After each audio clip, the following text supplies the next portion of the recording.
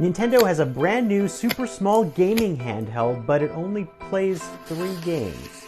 Welcome to Game & Watch Super Mario Bros.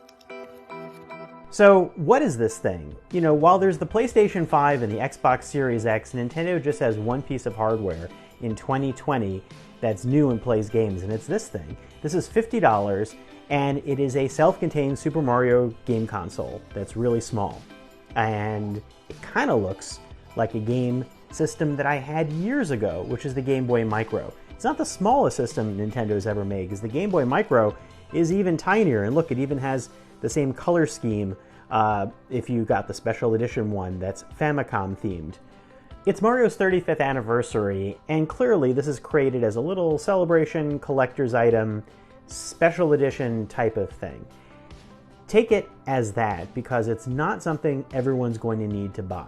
And it may not even be easily purchasable or available. We'll have to see. Now, the Game & Watch was Nintendo's handheld gaming system that preceded the Game Boy.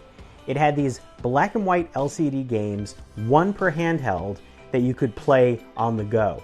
I had tons of them when I was in summer camp decades ago, because I'm old. But I have a really fond spot in my heart for Game & Watch. I really loved Game & Watch.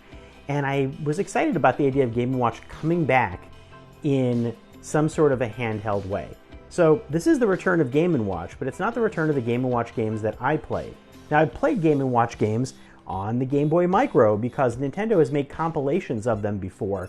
I have Game & Watch Gallery 4 on the Micro right now, which has a whole bunch of games that I can play on this little thing and remind me of the past. Instead, Nintendo took only one classic Game & Watch game, Ball, and put it on here. But it also put Super Mario Bros. And Super Mario Bros. The Lost Levels, which is Super Mario Bros. 2 in Japan. So those are 3 cool games to include on one handheld, especially when the original Game & Watch only had one game. But it doesn't have all of the Mario games, nor does it have all of the Game & Watch games.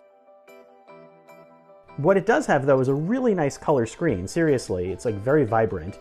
And it has a USB-C port to charge up for a bunch of hours of battery life, but no headphone jack. I mean, let's not get fancy. You can control the volume, you can control the brightness, and you can play Super Mario Bros. Weirdly, it was pretty comforting for me to play. It kind of felt like this single task worry stone in a very stressful year, and I found myself sitting around, fidgeting, playing with it like a Nintendo fidget spinner. The battery life's been pretty good so far, and the controls are great. I mean, the D-pad and the buttons, which are rubbery, remind me of the Game & Watch controls that I had before on other Game & Watches. There are 3 different buttons here to control different modes. One little plus is that you can pause any one of the games, jump to another game, and then when you come back, it's basically saved your progress. So even when you turn it off, it'll remember when you left off. The third thing this can do is bring up a clock. I mean, this is called Game & Watch, but you don't wear it on your wrist. I don't know why it's called Watch, but it has a clock mode. No alarm, and you can just look at the clock and see Mario animations and change the animations a little bit and stare at the clock. I mean, it's cute, but I would go back to the games. And so you're basically getting those 3 games, you're getting this retro package. I mean, even the box is really retro. I mean, look at that color screen. That's cute right there. Color screen. But this looks like the ones that would be stacked up at like camera shops in the 80s when I was a kid. So clearly angled at people like me or anybody who wanted to get the special edition thing. But at $50, you don't need this thing. If you've got a Nintendo Switch and you've got online subscription, you can access the NES and SNES games, a whole bunch of them. If you've got an NES Classic or you've got a Nintendo 3DS, and you can buy a whole bunch of other retro games. You get Genesis games or Capcom games dripping in retro games. You don't need another one like this.